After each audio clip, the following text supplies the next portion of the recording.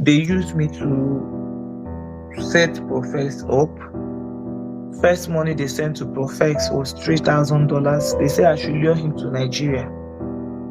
Yes. So, and it was Chris that sent that money. I sent you the screenshot where he forwarded me the receipt, his number. So it was Chris that sent that money. $3,000. Yes, at that time, me and Prophet was agreeing that we will come to Nigeria. Yes. Before we proceed, let's crack down this 3,000, because one would ask, so Prof, why did you accept the 3,000? And understand this from Doris's own mouth. This money came from Chris Okafo, and it was not coming to me so that I zip it. It was coming to me as a honey trap. This money was supposed to have me buy a flight ticket so that I go to Nigeria, meet Doris Ogala in a hotel, and then Doris Ogala finishes the mission. That was the bigger part of the project. Doris was supposed to handle me, and I was supposed to transport myself to my own funeral. So I read the Bible, Proverbs 13:22, and it reads, "A good person leaves an inheritance for their children's children, but a sinner's wealth is stored up for the righteous." This 3,000 is a sinner's wealth that was supposed to bring an end to my life. But look at what it did. It was actually stored up for the righteous. And I ended up chopping Gary with that 3,000. And it had nothing to do with blackmail. So that's basically why I had just to accept it, based on Proverbs 18:22.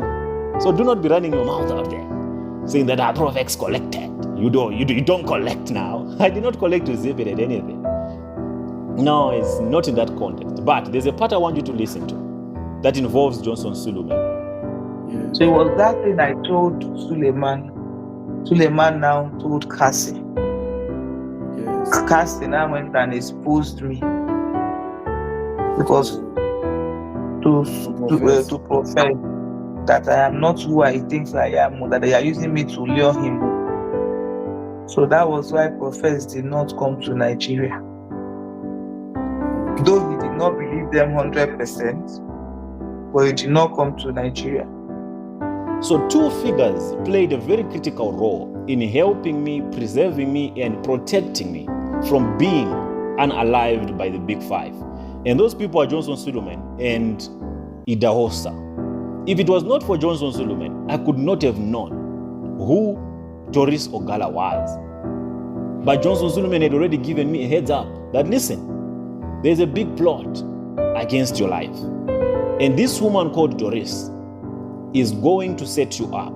This woman called Doris is going to put you in some big, big trouble. So be careful. Tread carefully with her, because the name she's using to you called Chioma Johnson, that's not her real name. Her real name is Doris Ogala. So from that point, I played all my cards very, very, very, very safe, extremely safe.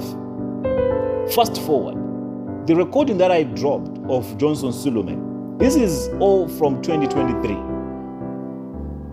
Him being a target also of leaking this information of Doris Ogala's real identity. A hit was put on his head and his family. If you remember again back then in around 2023, he survived an ambush simply because he had revealed Doris Ogala's identity to me, and the plan of having me silenced was intercepted. So he also became a threat, an enemy to the cartel that was behind me going to Nigeria. I'm saying this because people who were with me back then when we were still fighting and pushing hard on this case of baby testimony were asking me now that, Prof, why are you attacking this Suleman guy if he is the very same guy whom you said he helped you identify the real identity of Doris Ogala? I brought the voice recording so that people can have context of how far and where we are coming from with this case of baby testimony. And one thing that puts me off about Suleman is his arrogance. I know you people want somebody, the next people that Suleman, voice note of Suleman defending Jerimiah. Both of them are charlatans. That's your business. I don't care. But stop. Leave him alone. He didn't. Nobody's aware I'm doing this. So if you feel that, Jeremiah sent him to beg you, you are too small for me to beg. Beg you for what? Who are you? His pride. He has to calm down and tone down. and connect with everyone on the very same level, not speak as if he is some demigod or some sort. And the tonality of how he addressed is what put me off. That's why I brought that recording, so that people can relate and have an understanding of how far this case has dragged. Fast forward, Idahosa is the one who received the 10,000 that they say they sent to me. So what role did Idahosa play? Idahosa actually wanted more than 10,000 from this cartel, from these people who were trying to cover up the case of baby testimony. So he said, when Doris come to you and propose that, should we give you how much to silence this matter? Agree with Doris that, listen, pay whatever that you can as long as you are going to release baby testimony. Because he confirmed if you do not agree to those terms, they will never release the boy. So I agreed with Doris and they sent the 10,000, not directly to me. Idahosa gave me a Nigerian account and I sent it to Doris. And Doris sent the 10,000, it's not even 10,000, to the Naira, 5 million, whatever. And Idahosa collected it.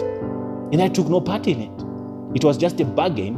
And why did I allow Idahosa also to intervene and have my back in this whole matter? Idahosa was the first man who came to me and confessed that, listen, bro, we are sorry for having orchestrated your arrest, your illegal detention, and your kidnap. And he gave me all the names of the big five and all those who contributed to that event of me getting illegally detained. And because of what he had done, I now believed I had someone from inside. I had someone who would also give me insights until we get baby testimony. So that's basically how sophisticated this matter of baby testimony is. And anyone who tries, do you know why many people will not talk about this case of baby testimony? It's because anyone who tries, it goes bad for them. Look at Brigade, as big as they are, they tried and they dropped it out of the blue. Anyone who tries to get their hands on it or to advocate for it, they would be taken out. It's a good thing that I'm miles away. Maybe that's why I'm still standing and still calling for baby testimony's justice. But it's a very sensitive matter and it is a well-observed matter. And the cartel behind the abduction of baby testimony will do everything possible to silence everyone or anyone who speaks loudly about it. Because once this case is cracked down, many things will be exposed, many things will be revealed. And with many things being revealed, you might end up discovering very disturbing patterns. You might end up understanding why babies have been missing. The case of baby testimony is not isolated. Many kids have been missing in Nigeria, and none of you have ever had closure of where those kids are being taken to or being used for. But that's a topic for another day.